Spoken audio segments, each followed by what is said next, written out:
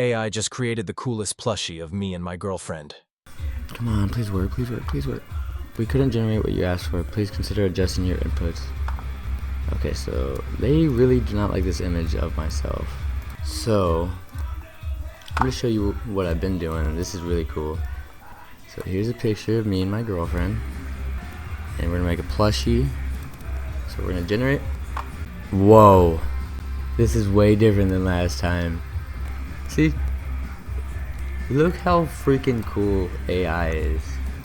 So this is the original image, and then this is the plushies that AI has generated for us. So freaking cool. And this is the enamel pen AI has generated for us. It tried, it really did.